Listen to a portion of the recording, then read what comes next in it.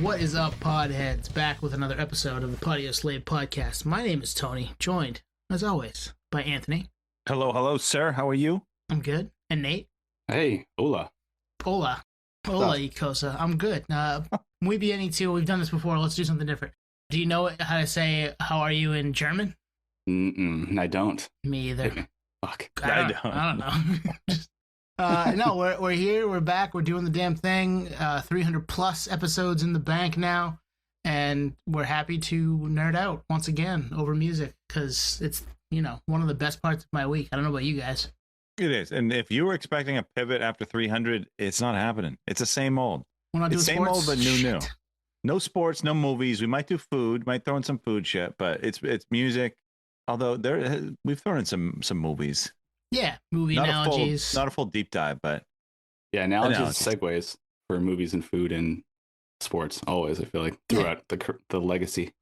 We'll do it all. We do it all here. We'll do it live. We're recorded and then edited and then put out at a later date, right? That's what we'll do. That's what we'll do here. Shout out Bill O'Reilly. Actually, not at all. Yeah, no, don't shut it. Whatever. Yeah. The first Bill O'Reilly dropped 300 plus episodes in.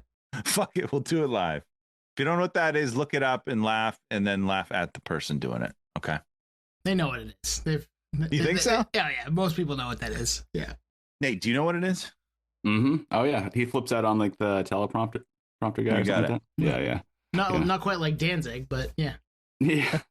If you know, you know. Yes, I know that clip very well.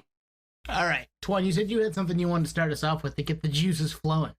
Juices flowing. So you clicked on the episode. We're doing 20 years of Death Cab For Cutie, Plans album.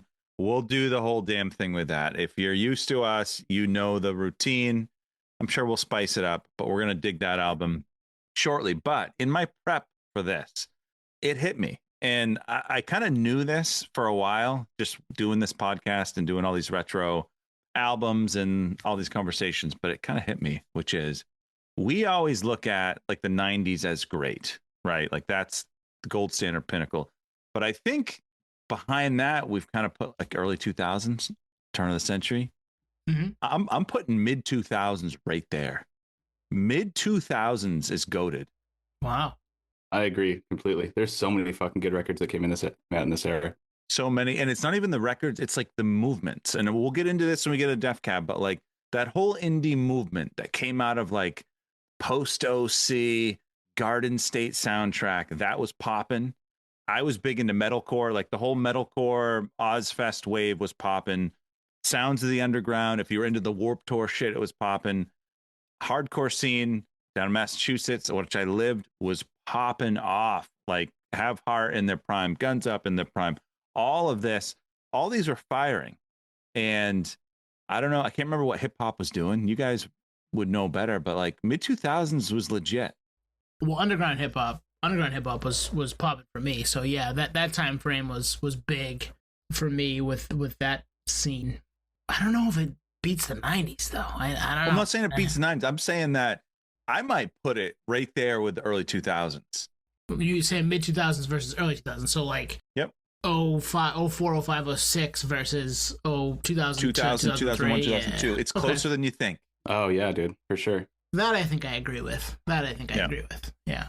90s won, and this is the middle 2000s and the early 2000s are 1 or 2A and 2B. I would agree with that. Yeah, and it makes sense, too, because, the styles of music come in waves. So it's like all the good stuff like late 90s are started to crash a little bit like in the early 2000s. So like what's the next crop? Well, it's this type of stuff that you're talking about.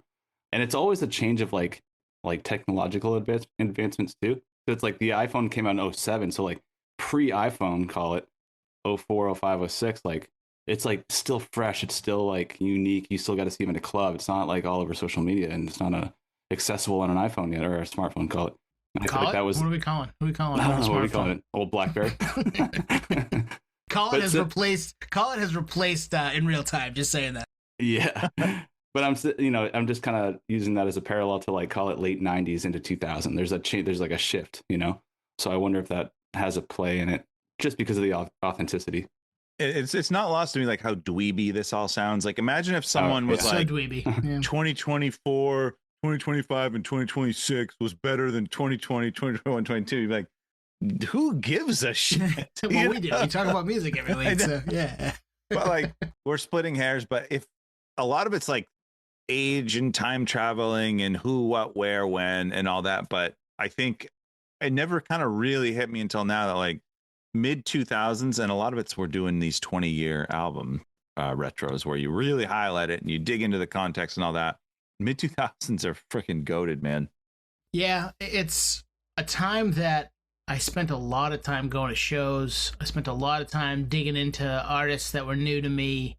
It's certainly up there. It's certainly a time frame that I look back on fondly as far as music goes. Broke, spending $15 or $10 to get into whatever show I can get into. I relate to that. I'm down with it. I think I'm smelling what you're putting out there. It's funny you say that because we say we were broke, but did you ever not go to a show because of money? Like, no, you kind of found a way. Yeah. You found a way, and generally it was like, Nate, yeah, hook me up, always, bro. Yeah, Nate, how do we get in? Who do we talk to? What's the way? Yeah, and Rob hooked it up a lot too. In Fastball the way. Show me, Nate. It was a lot of that. A lot of friends helping out friends to get into shows, making friends with bands and getting into those shows. Yep. Yeah, I mean, if you look at the cost of going to the shows back then, it was actually kind of reasonable. You know what I mean? It's equivalent to like housing. Like you could still go, you could still buy a house if you really wanted to buy a house. If you really wanted to go to a show, like $25, that's not that bad. You're looking at like $75 now. It's like, well, I'm not going to go. So yeah, and you can't buy a house because they're all $500,000. Yeah, or $1 million. And there was a level of irresponsibility that you didn't even think about it. You know what I mean? Like, oh yeah, let's go to Boston. Well, who's paying for gas? I don't know. Someone will. Tolls. I don't know. Yeah. Food. It's like that meme. It's that meme where that kid's like skipping 7 steps to get to the next one.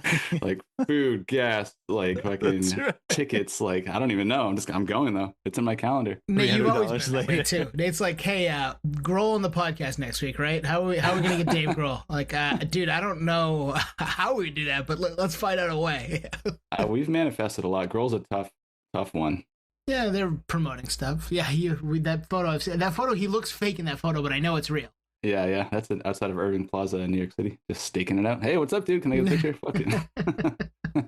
hey, just happen to be in the area. Well, that's what it's going to take to get him on. Because, I mean, he won't even talk to Loudwire, right? Oh, yeah. Yeah, well, I mean, yeah, he doesn't want to answer questions that from his personal life, which I don't blame him. I mean, that's... You like the music, just listen to the music. And he won't sign 10 copies of the records, Nate. I don't blame him. I mean, fuck that shit. That stuff drives me nuts. I'm on that side too. Yeah, fuck that shit, man. You're just gonna go sell it on eBay. Fuck you. Hey, for the record, I've never sold an autograph, but I also wasn't one to bring 10 items. Well, maybe it was, but I don't know. Yeah, you were. Yeah. But again, I've never sold an item, so it's all nerdery, and I have it all. Well, you guys have it too, right? We all have it. Oh yeah. Ton of it. Yeah, so much of it. I love it. I love that stuff. I'm with you. But like, there are those. That's why he get mad about that, and I don't blame him. But we're off track here. We're tangenting. But yeah, I'm with you, Tawana. I hadn't thought of it that way, but that time frame is pretty goated. I would agree. Sounded like a kid. Goated, baby. I'm learning stuff from a youngin. Social media. But yeah, like that's the fun. That's half the fun of doing these retros. Is one, you get to revisit the album, but it's all the context of what was happening back then and time travel and all that. So I don't know if you feel the same way, if you care as much as us dweebs, then let us know. Let us know that we're right. Or tell us we're wrong. That's fine. Tell us we're right. There's a sports analogy in there because the sports, like the Super Bowls and the NBA championships, all that stuff, there was the 90s, and then there was like the 04 to like 07 runs with like the Patriots and stuff like that too. So there's some parallels there. Yeah. The Bledsoe era was better, man. No. I love Drew, but no. Yeah, all right. So we're going to do 20 years at just under the gun here, late December of 2025.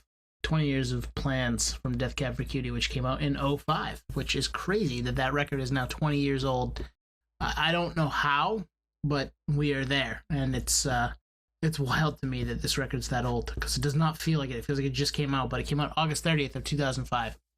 I mean, if you told me this was their last album that they put out, I would have said, yeah, because it's the last one I listened to. Oh, yeah. Like, I'm a Death Cab fan, for sure. I was a fan before this. Love this album. This was the last one I listened to. Did you guys stay on the train? Yeah. I own Kintsugi on vinyl. I love that record, which is what, 2015 maybe?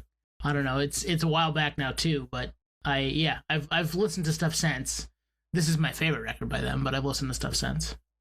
Yeah, I'm with Twan. I think this was the last one that I checked out, thoroughly at least. I think I was always casual after that. That happens a lot, right? Just shift in the seas for the music scene. So you're like, oh, okay, now it's 07, so I'm checking out Kings of Leon or something. So I got to know, how did you guys get into them? Were you you come from the OC world? You come just from pop culture, mid 2000s? How did you guys find out about Death Cab? I first heard about Death Cab from the OC. That was definitely where it was name dropped enough for me. And then they were on the show, right? And I don't think I listened in the moment from that, but I remember, because I was into the underground hip hop scene at that point, but I remember hearing that and being like, well, I got to check them out at some point. And then they were on the show. And so it was hard to miss. And it wasn't the only reason it was a big thing for them exposure wise, but they'd already made great records before that, right? They were already not a household name, but a name that people recognized. And then that kind of pushed them to a different level because more people were watching that show than probably knew who they were at that time. But the OC was how I heard about them, yes. What was the episode? Like, did they play live? I don't even remember. Yeah, it was in season 2 when they switched over to the bait shop there. They had that club that was a setting for a lot of parts of the show, and Seth worked at it. And I need to rewatch that fucking series. I was all in. Oh yeah, all in on the OC, yeah. And I think it would still hold up. First 2 seasons are awesome, and then it falls off a cliff. But the first 2 seasons are really good. Dude, it's deep dive OC. Just kidding. Hey, the soundtrack was legit. Yeah, I was also laughing, Tone, because you literally remember the episode verbatim. We're watching. I mentioned earlier this summer the Kevin episode, the project manager episode that my wife and I were in the middle of a rewatch, and the rewatch stalled out after season 2, but we're still doing it, but way less, a little more sporadic than we were before. We were watching an episode or 2 a night. Now we're watching one every week, maybe. Nice. Yeah, that's one. There's 2 shows I want to rewatch: The OC and Lost. Oh wow! Because I never finished Lost. It's going way back. Yeah. Good luck. Yeah. Well, I remember hearing people's reactions. No spoilers here. This is not the Lost spoiler we show. We can spoil Lost, but we plowed through that last spring and summer, my wife and I, because I'd never seen the show. I didn't watch it in the moment, so I was like, we gotta watch it, and then we got hooked, and it's entertaining, but the ending it's tough. It is what it is. Those types of shows are hard to land, but I'll same spoil with the OC. it. Hurley ends up on the cover of a Weezer album. Okay, yeah, that's how it ended. That's exactly it. They're like, oh, this was all a dream of Rivers Cuomo, and here's Hurley. Weezer product placement. Oh man, I think I was probably similar time frame, Tone. Freshman year of college, my floor mates were into them, and I don't know if it was from the OC or what, or college radio, because they were kind of a college radio darling band. Like they were indie darlings, cult following. Photo album, Transatlanticism, and there were a couple maybe even before that which I have not heard. Something about airplanes and We Have the Facts, and we're voting yes. I've never heard those albums, but I like them. Ben's voice was fucking drew you in. All time voice. And in that early 2000s, 01, 03, 05, the stair steps, they just kept growing, and then they got on this big stage, and a lot of people took notice. But Nate, Anthony, how do you blow off Narrow Stairs after Plans when you're the stair steps guy? Narrow Stairs. Well, I think the stair step from Transatlanticism to Plans was like what Nate was talking about, the guy leaping 6 steps. No, yes. it was gradual, and then Narrow Stairs. There's only so much more height you could get to. They were huge. Yeah. Nate, were you an OC truther? Yeah, how'd you find him, Nate? For me, it wasn't OC. I'm kind of feeling like I need to check out that show now. I think I saw a few episodes. I definitely wasn't following it closely. For me, I heard the name bounced around on festival bills and stuff like that. But then I saw them open for Pearl Jam at the Fleet Center when it was called the Fleet Center in Boston. It was them, Pearl Jam, and Tim Robbins, the actor, just played solo. But they when was that show? Wow. What year was that? 2004. Okay. I don't know the date on the top of my head, but it was a fucking killer show. It was a Vote for Change show. Okay, because I saw him in 06 with you, but I don't remember Death Cab on that show, so that was like, did I miss them? What the fuck? Yeah, that was my first. Where'd you guys see them together? At the Fleet Garden. Center. The Garden, yeah, in The Boston. Garden. Oh, the Garden. All right. Again. Yeah, I was happy to see a show at the Fleet Center, let alone Pearl Jam. But yeah, that's how I kind of got hooked on them. I was like, oh fuck. Anytime you see a band live, obviously, and it's kind of your first experience with their music, it kind of is, I don't know, it's a unique experience. So that was my take on it. And like you said, his voice is captivating. The band's tight. And the old Fleet Center sounded great. I missed that place. And it's crazy they fucking tore that down like a foot away from the new structure. You're I didn't thinking, think that.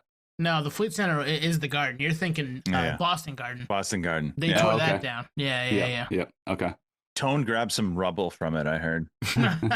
I never made it to the old Boston Garden. I've been to the Fleet Center / the new Boston Garden many times, but. You guys remember Lupo's? Oh, yeah. Providence? Mm-hmm. The side, the like rectangular building. This was an 04, so I think this was probably, I remember it being more like the State Theater-ish. But I saw them there in 04. Pretty Girls Make Graves. Remember them? Indie band. They opened, but it was pre-plans. And I actually looked on Setlist FM, and they didn't play anything from plans. I mean, they probably weren't even written yet, but oh, true. Huh. It was mostly photo album Transatlanticism and then back catalog stuff. But they were great. Was it Lupo's at the Strand? Or it Lupo's? might. I think it was at the Strand. Okay, that's when it changed. Because the old Lupo's was like this, like rectangular, like almost like Hampton Beach Casino type venue. And I don't think it was. It wasn't that. Yeah, because I went to the Strand. I know what you're talking about. It is like the State Theater, or was. I don't know what it's like now. Yeah, but they were great. Like that. That's where I picture them. I don't picture them at the big venues. Like I know they played. Oh, for sure. Cross Insurance Arena this year. I think with last Service. fall. Yeah. Yeah. With Postal Service, that's just Ben. Yeah. Yeah, he's doing double duty. I don't know how. But I don't. Does it translate well in the big? You said you were in from the Fleet Center stuff. Yeah, and it's funny you say that because it is a band that you'd want to see in a smaller type venue, but you know when the band outgrows the venues, there's really not a whole lot you can do. And if the production's tight and they bring their own team, you can really make it intimate. And you know, we were all at that Queens of the Stone Age show and at the Civic Center in Portland. Like you can make it what you want, but you have to have your own crew. So maybe that's what they did.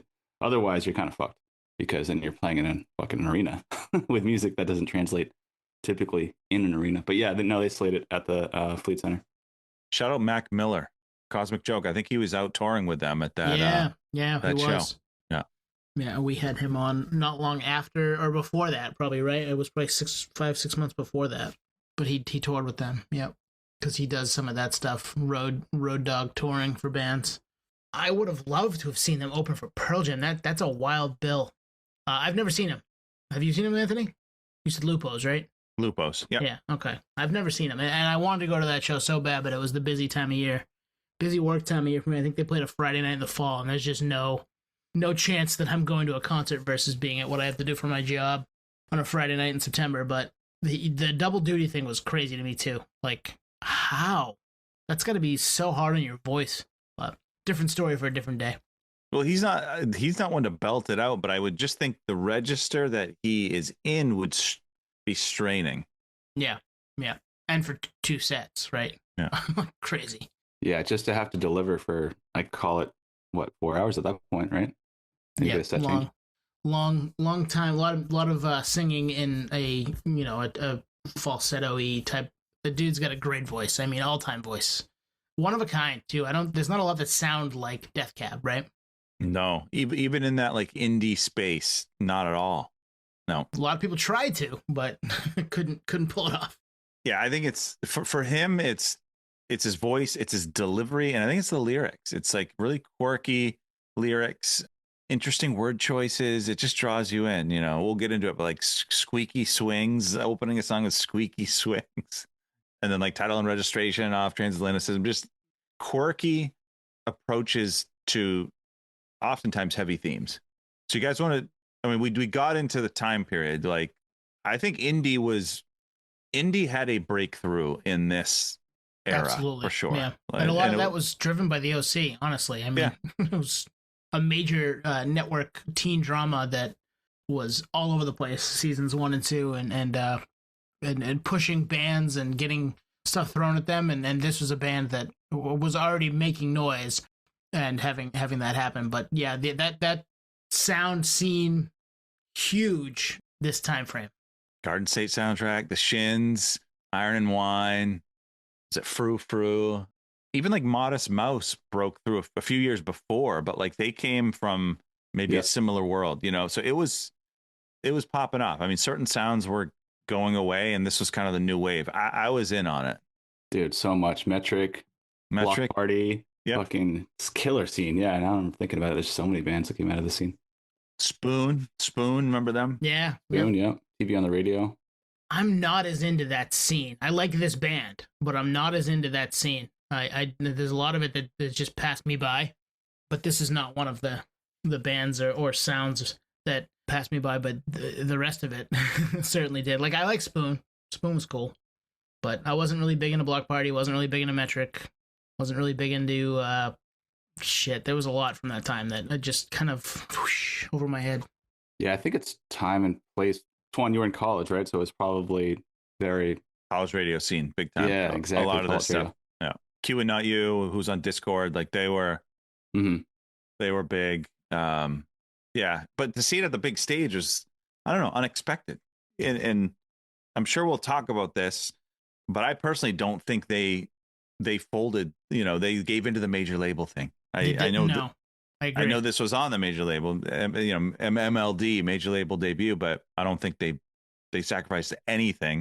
I'll be curious on you guys take when we get to that, but yeah, this is a wild time.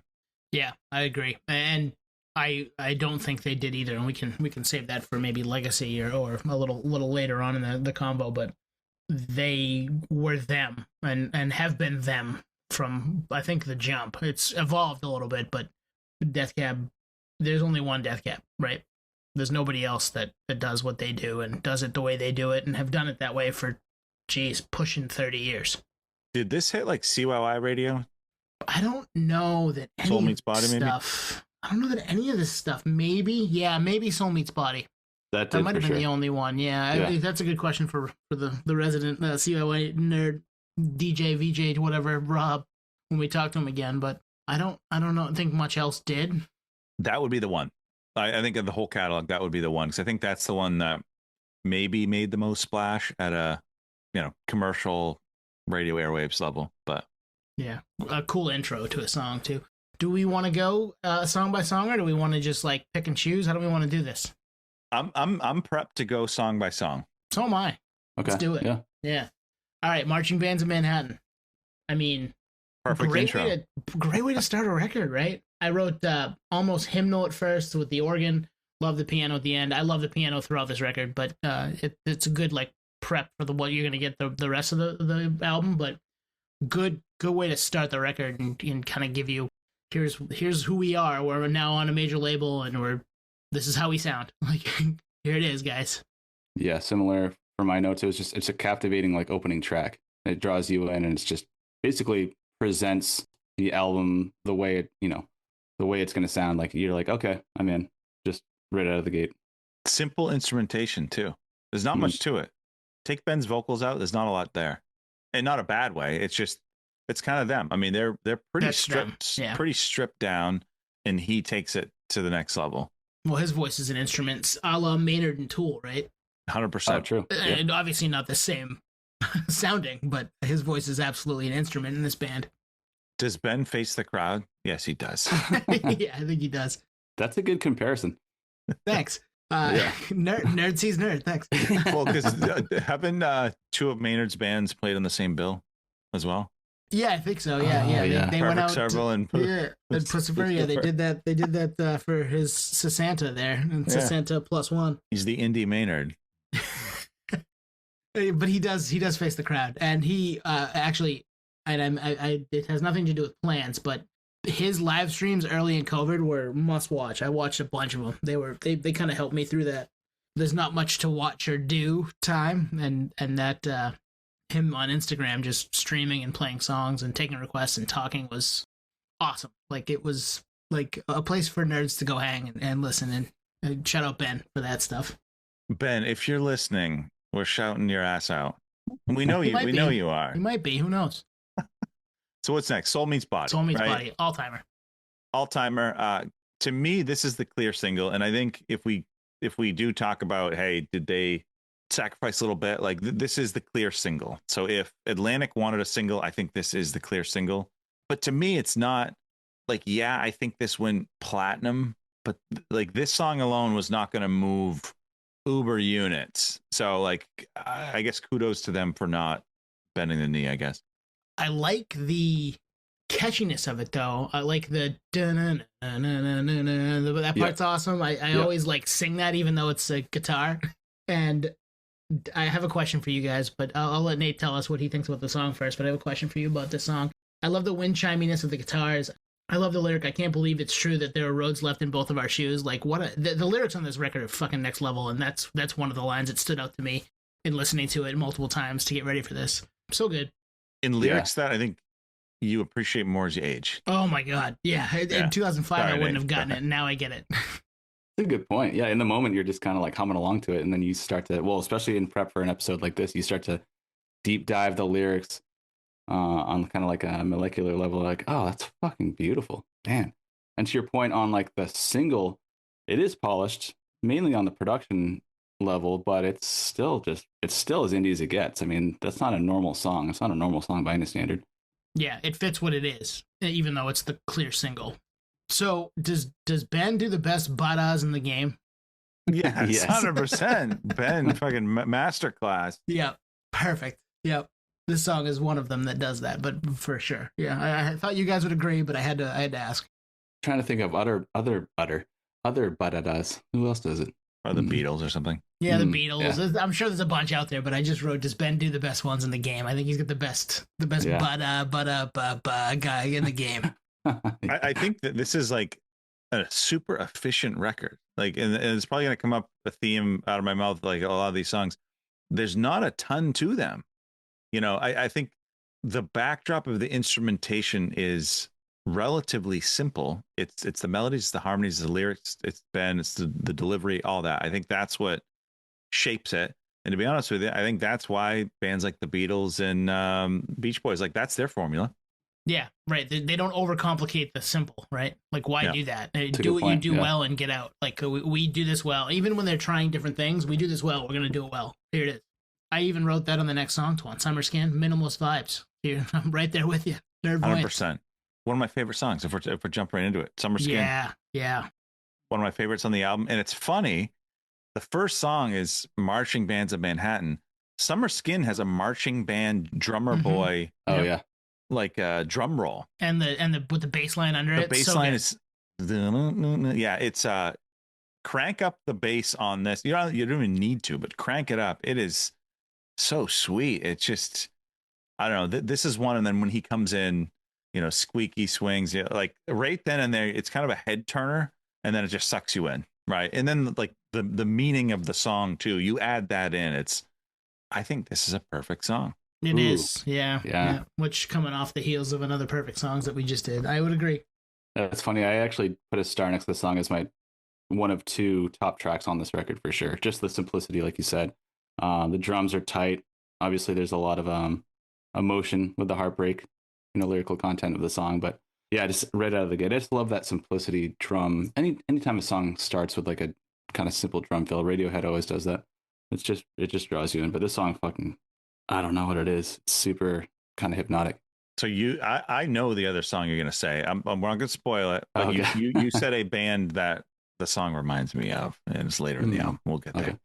But yeah, this one, last thought for me, Ben's voice shines on this one, and you're right. It's such a, if you spend one time listening to this record, you pick up a couple things. If you spend another, hour, do it again, another hour, do it again, you pick up so many things, little turns of phrase. I just thinking about it now, Summer Skin, like that's where we were when we were in our 20s when it came out. Like we're in our summer skin. We're not there anymore, right? We're in our kind of our, late summer, early fall skin at this point in our lives, and that just keeps happening. And I just keep picking up little things from this record, even just talking about it with you guys and not having it on. Well, the segue king right there. Different names for the same thing. Did you guys hear the fire crackling in the background at the beginning? No, I did not. I didn't. I picked that up today listening to it. I'm like, what is that? Like, there's like something happening. And then, of course, I did the Google machine, and it's like, yeah, there's like fire crackling in the beginning. Oh wow. Huh. Yeah, faint sound of like I'm looking at it right now on Genius. The beginning of this production has a faint sound of fire burning in the background with wood crackling. I just went on mute to do that so YouTube wouldn't strike us, and I heard it. Yeah, Same. You nailed it. Yeah, Yeah. it's like these little nuggets, and whether it's lyrics and phrases, like you say, the way he approaches pronunciation of words or things like that, or even this, like these little Easter eggs. Like, who thought of that? Yeah. And why? You know? The second half of the song is a Postal Service song too, right? Oh yeah, totally. Like, this is the most Postal Service-y vibe song on the record, and I wonder if that was like, hey, I can do a whole album like that. Let's go do that. Well, I think Give Up came out before this, right? Oh, did it? So I want to add a little Give Up to I my wanna I dig want to add a little Give that Up to shit. my A Death B-side. Cab. This was kind of a skipper for me. Like, I would always skip this one. Like, I'd come off of Summer Skin, and this was, to me, was a little filler, and then into I'll Follow You Into the Dark. But Which is listening all back to fucking it, time. it was So all time. I get why you might skip to that song, because that song is fucking amazing. Although I appreciate it more doing this exercise. Like, I probably listened to this, and I don't know if this will come up in other episodes, but I think Death Cab was my like number 2 artist of the year, which I don't even believe. Yeah. I don't believe Spotify. I don't know what you're doing. There's no way I listen to them the most. There's no shade there. I love Death Cab, but I did not listen to them the second most. AI did it. AI did it, and they gave me Drake. And I didn't actively put a Drake song on last year, and he was my second most listened to artist as well. So I think they just fucked up number 2 for everybody. It doesn't track. It doesn't make any sense. But anyway, I did listen to this a few times in prep for this, and I have a new appreciation for different names for the same thing. Nice. Nate? Yeah, I like for me, it's the lyrical content. I think we've talked about it, or I've talked about it on here before, like just listening to not records, but songs in headphones while you travel. And this song is very much so like he's basically on a train, right? Looking out the window and just, Great, this is like great call. Yeah. And I've always thought about this. This song is literally like about that exact thing, which I thought was fucking cool. I actually didn't hone that in back in the day. And then in prep for this, I was like, oh, that's cool, because I've been in that spot on trains, planes, everything many times. And it's cool that he actually wrote the song in that perspective. Yep. All right, next one. I mean, all-timer, as we said. I Will Follow You Into the Dark. I tear up listening to it every time. Like, it's hard not to. It's just so full of emotion. And if you have somebody that you know, we all have people like that in our lives that we would do that for. So I don't know. I can't say too much else, because I might do it now. I don't want to tear up now, but yeah, amazing song. Amazing song that had legs. If you look, it was Grammy nominated in 2007. Oh, wow. Wow. And what I didn't look was, were there clear singles from this album? Like, I think Soul Meets Body was the third one. So this was kind of in July of 06. So that would have made it nominated for a Grammy in 07. Yep. It was a grower. I wonder if it was even the plan to release this as a single. Was it? I think I did that last time. There was something so obvious. I think you called it. Oh shit! What album was it? I don't know. I'll dig it up. Yeah. But Do you think they wanted to smash everybody with that record? Smash by The Offspring? Maybe. Oh, it was in this diary, the Ataris. It was like the lyrics feel like a journal entry. That's what it was. Oh man. I mean, they got their point across. That's why you're doing it, right? So yeah. But yeah, that came out as a single in July of the following year, so that would have made it, like, as a single eligible for Grammy consideration, I guess, into 07. But this would not have been out of place on the previous 2 albums, right? I think it would have fit right in. And actually, I think it was listening to this, I was like, I guarantee you this is probably not what Atlantic would have wanted, but this is better, because it's so good that the old fans are like, yeah, this is Death Cab, we know. And then it's an undeniable song for any casual fan or new fan, right? Yeah, I'm going to push back just a little bit. Atlantic already knew what they were at that point, right? So they had to know a little bit that they were going to get something like this from them, because it does fit with, they signed Well, to the I'm just saying previous if they stuff. ask for a single, like, Oh yeah, I don't know. This yeah. this is a weird. It would be a weird single, but it also like Yeah. if the song is fucking amazing, I'm like, no, it's a year later. Let's throw it out there. then the Grammy comes. Yeah, that makes sense. Yeah, it's a morbid song, man. I just like had it on pause, or sorry, mute to listen to it again too, or just a snippet of it. And it's like a campfire song. Everyone's crowded around, just like kind of like digging into the vibe of the music. But, Well, it's about loss, right? It's about Yeah. you're somebody that you love close to you yeah, is maybe not going to make it, and you're like, well, Mhm. if they're gonna take you, I'll go with you. Like you're mine Yeah. forever, type of thing. yeah, the lyrics are fucking deep for sure. All time. And that probably would break up the first half, side Yeah. A, side B, I would Yeah. think. Yeah. Next one. Your heart is an empty room. And I get something for the OC heads about this one. So there's a lyric in this called "The chase is all you know." Does the chase mean anything to you, Mr. OC head over there? There's a scene. You're all about the chase, Seth. You're all about the chase, Cohen. You're all about the chase, Cohen. Like someoone's. I haven't seen in years. It was summer. Summer, is she on the table? One of them's He's on the table. He's on the table. He's on the table. Yeah. Yes. For I need the to second find time. this For scene. the second time. Yeah, you're all about the chase, Cohen. And I listened to this today, actually, and I was like, maybe his influence there? Because this, Absolutely. I don't know the timing of that episode versus this and how ingrained they were into the show, but it was that thinking of that scene where I was like, I want to listen. I want to rewatch this. Right, spot on. And that is I think it's the second time he does it, because the first time he does it, she like is into it, and the second, and he tries to do it again. He tries to go back to the well, and she's like, "You're all about the fucking chase, bro. Get out of here." Summer Roberts, if you know, you know. Yep. Shout out Rachel Bilson. Nate's listening to it again, and now he's on I mute. just I don't mute. I'm fucking jamming over here. Yeah. Yep. No, just another song that is again captivating. It's I think it's another one of those notes where I just wrote like a word, and so for this one, it's clarity. You know, finding clarity in what was going on at the time. But yeah, just I don't want to put myself on mute again, but I was just jamming out right now. Another one of those campfire songs, and just beautiful instrumentation, and obviously Ben's lyrics, just it's harmony, amazing. They go hand in hand so well, So right? good, yeah, like so well. Like when you said the Maynard thing, it's like that's a great parallel because or a comparison, because he really is. He's a fifth instrument really for this band. All right. Next up, Someday You Will Be Loved. I love the build up in this song. The lyrical content is about like it feels to me about like something that was lost and like we're breaking up, but someday somebody will be yours. I'm just not it. More lost, but in a different way. It's like unrequited love, but typically from a different. The roles have flipped, right? Yeah. And again, like a lot of these, like he's basing a whole song about just like that reality.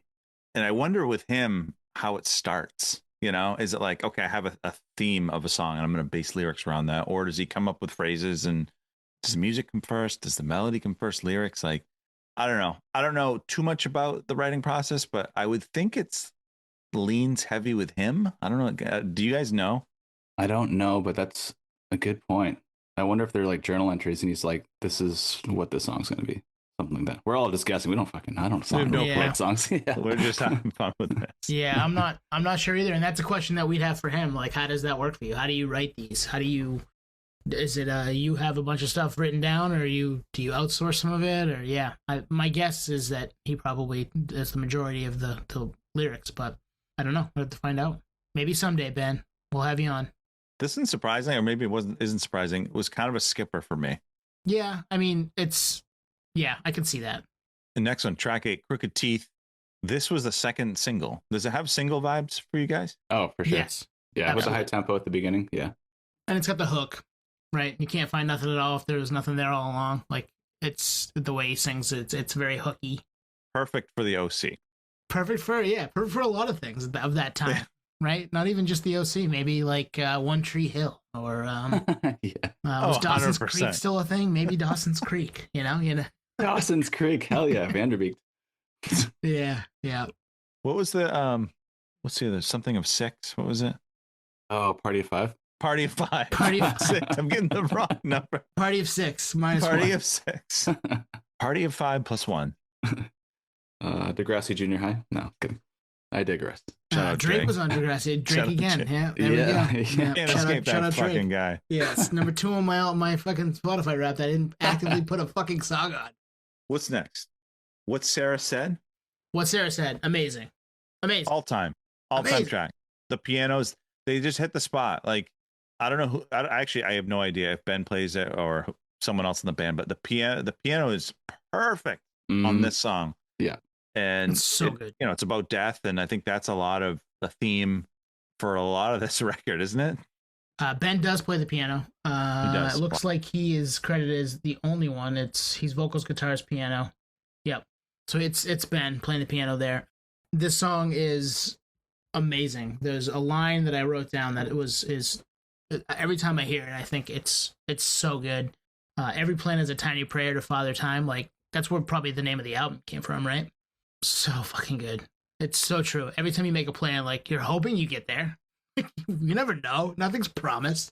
No fucking clue if you're gonna get to that point or not. Yeah, and then the next line is, as I stared at my the shoes in the ICU. Like, it's just, yeah.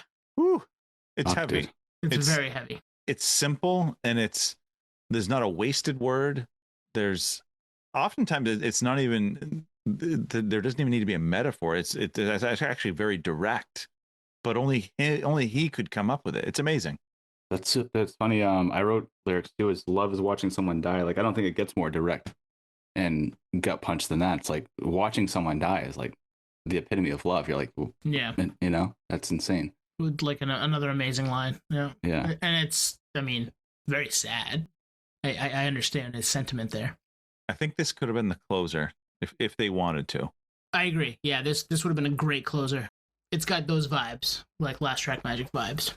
Well, it's got the song and it's got like the audio vibes where the album could land, but nothing is closer to death than being in an ICU. Like, that's that could have closed the chapter on the album. Yeah. Yeah. The next song could too. I think they both could be closers. The next song, Brothers on a Hotel Bed, is always one that gets me too. And it's like it's the aftermath, right, of the last song, I feel like. It's just another sad, beautiful piano. The piano on this record is so fucking good. All-time song. I'm trying not to cry, honestly. It's my favorite song on the album. And Nate, when you said this was one of your favorites, in my head I was like, it's probably Brothers in a Hotel Bed, because to me it has Radiohead vibes. It's always had Radiohead vibes, and this is the epitome of like deep cut magic. All-time song. The placement is interesting, but maybe it's perfect if I think about it. I don't know. It's a perfect song. I will give it that. Yeah, you nailed it twice. It was the only other song I starred, and Radiohead is the band. It's like the Reckoner, like deep cut in rainbows type thing, for sure. Just like you said, tone, just so beautiful. Definitely hits all the chords in terms of emotion, teary-eyed type song, but fucking masterpiece song. I think it actually is my favorite song on the record, for sure.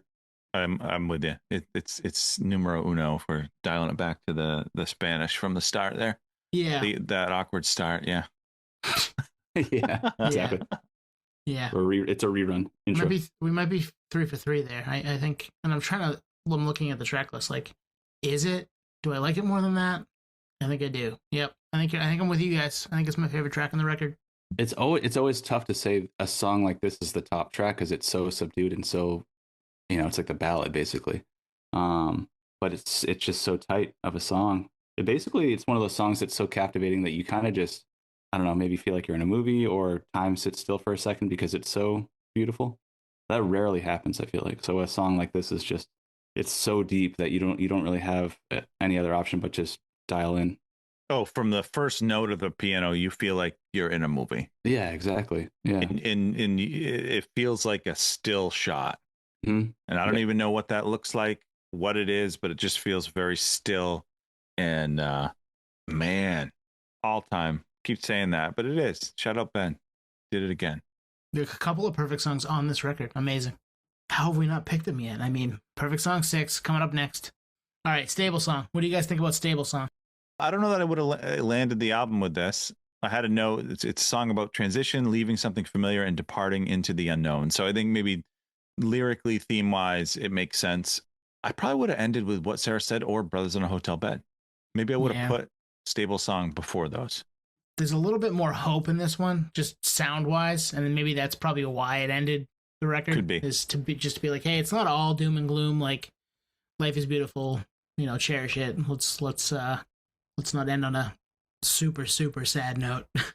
Yeah, I wonder that too. I wrote down it's like a droney song. Reminds me of the lyrical delivery and like singing delivery of Jonah. Shout out Jonah from Far. Kind of has a similar, and maybe they're, I don't know, I guess Far came out before. Just has that similar vibe when I listened to it earlier. So the album comes to a close. Mm-hmm.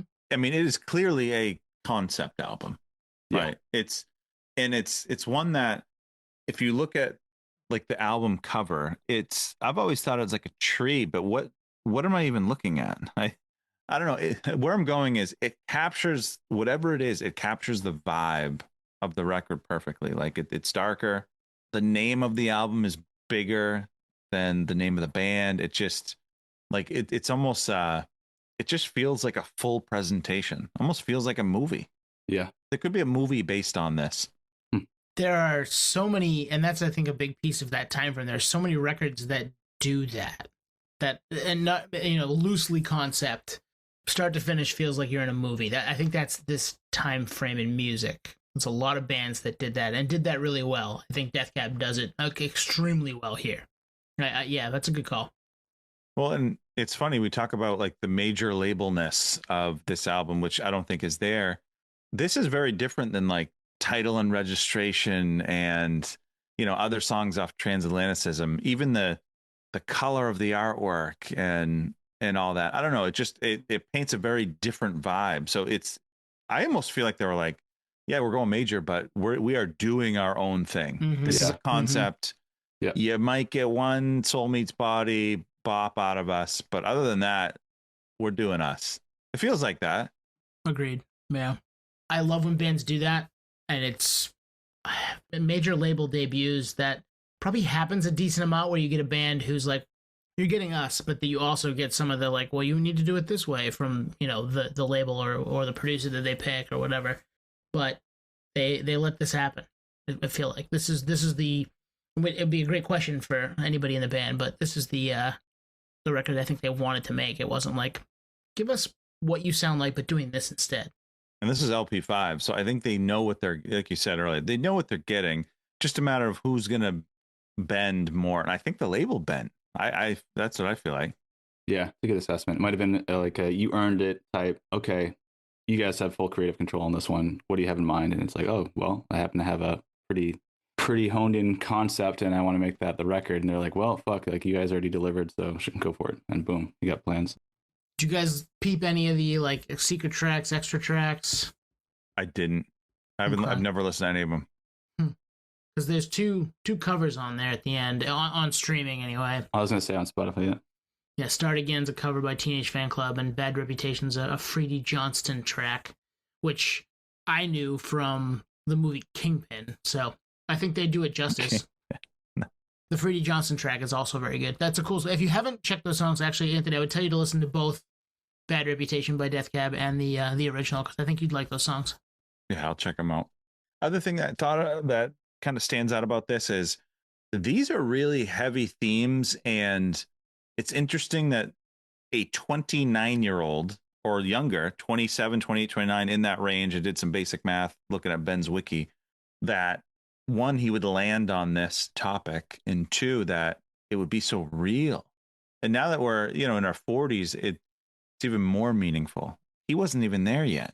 He was in his late 20s. It's amazing.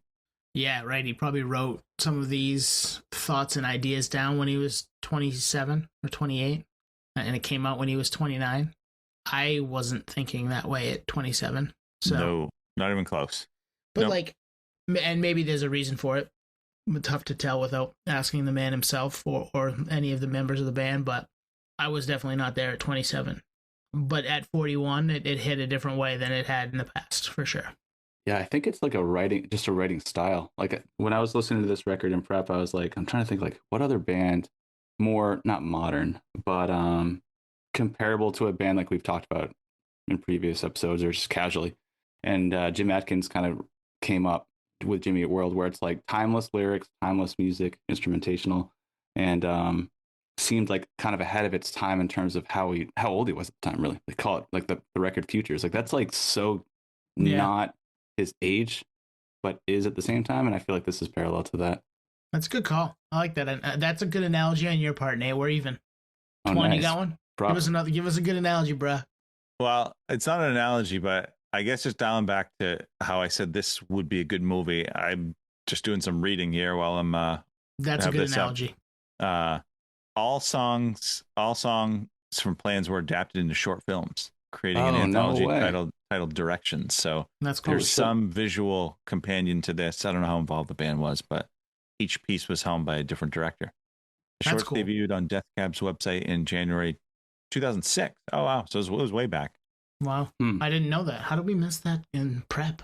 Damn, we're usually on top of that shit. Yeah. But it makes sense. It's like this is so well executed in every regard. Like they nailed, even for a heavy theme, right? A heavy kind of dark theme. It stays true to that the whole way. The visuals, and I'm sure the video, these short films would nail it too. It's a good call. It's like a Thrice Artist in the Ambulance. Like every song has a Polaroid, right? So you already know the theme. It's pretty honed in at that point, and then you kind of just go from there. Yeah, we're all in agreement. Even though every now and then we don't agree, we're agreeing tonight on this one. Sometimes we agree, and that's why we do agree. It. Yeah, agree to disagree to agree. That's a good assessment. It's a good assessment. It's a good analogy. Yeah, I concur. I hadn't thought of it that way, but now I'm going to. Thanks, guys. Now we sound like ChatGPT. Different years. They were on late shows too. Late Night with Conan. Yep. September 2005, and Saturday Night Live in January 2006. So it shows you the boom, and we should do an episode about the late shows in the 2000s. Really? Oh, yeah, for sure. Hell yeah! And I think it would shock you, like some of the bands that got to that level. This isn't one of them. Like they earned it. They were on top of the world. Still are. Like I think they're playing bigger rooms than they've ever played. Portland, Maine, 8,000 cap last year. Yeah. As far as and this is just in response to we should do an episode on that. I'm putting it out into the ether. I've always wanted to talk to Conan O'Brien about the bands he had come through. Some of which have been on this podcast, like many of which have been on this podcast. Because that must have been a wild time, just seeing Slipknot roll through, or Seven Dust, or 311, or whoever, right? A lot of bands came through those late night shows in this time frame, and I found some of them that way. Like I was up late at 23 years old watching Conan at fucking 1 a.m. because that's what we did. And I'd like to know how many of those bands, the first time that you ever heard them was live on the show.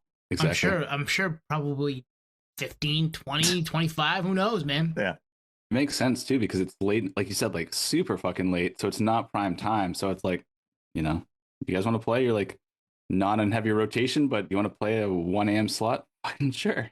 Yeah, and back then there was no social media, like we said, so it was harder to like you had to watch it or like tape it. I mean, I taped the OC to bring it full circle. I taped on a VCR on my TV when I wasn't going to be home because it was on Thursday nights for a little while. If I was out, I was like, I still want to watch that when I get home, so I'm going to tape it.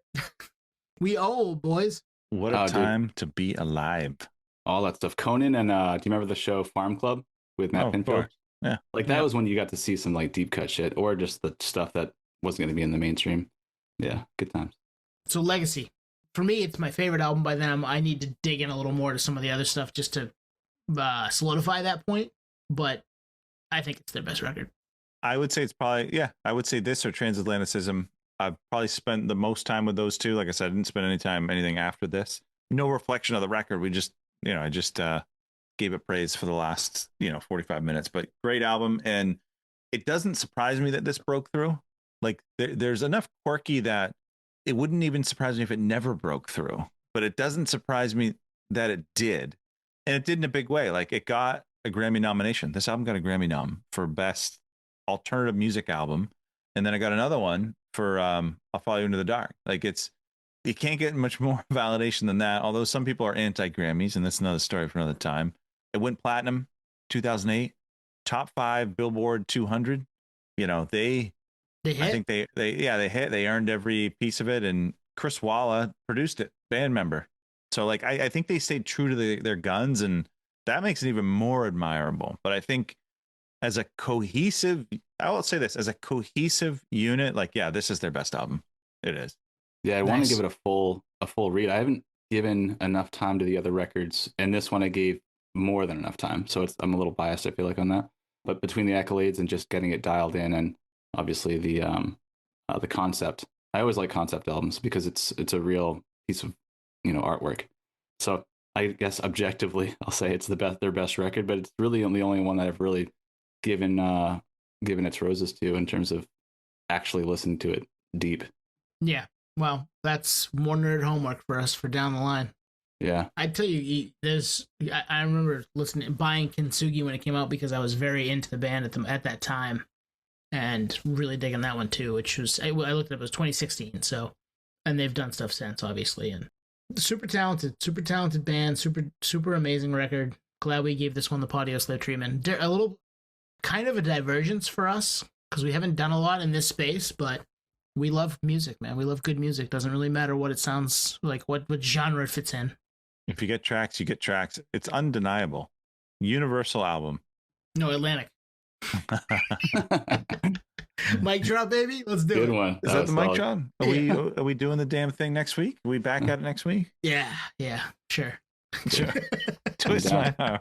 I'm down. Hey, if this is your first time, if you've never heard of us, this is what we do. It's either full album retros like this, it's interviews, million interviews, not a million, but there's 300 episodes. Go check it out. There's something you're gonna love. I guarantee it. And if not, then move on. DM us and tell us we're wrong. Yeah, move on with your day. Mm-hmm. Or tell all your friends. One of those guys would like it. Tell all your friends. Yeah. Squeaky swings, baby. Let's go. Mic drop. Peace, podheads. Cheers, nerds. Thank you for listening to Patio Slave. We are at Patio Slave on Twitter, Instagram, TikTok, all of the places that you can find us on social media. Facebook, Patio Slave Podcast. YouTube, Patio Slave Podcast there. Email us at patioslavepodcast@gmail.com. And hey, if you want to become a supporter, click on the link at the bottom of the episode and give us $1, give us $5. It keeps the lights on, keeps us going. We really appreciate that stuff. Thank you.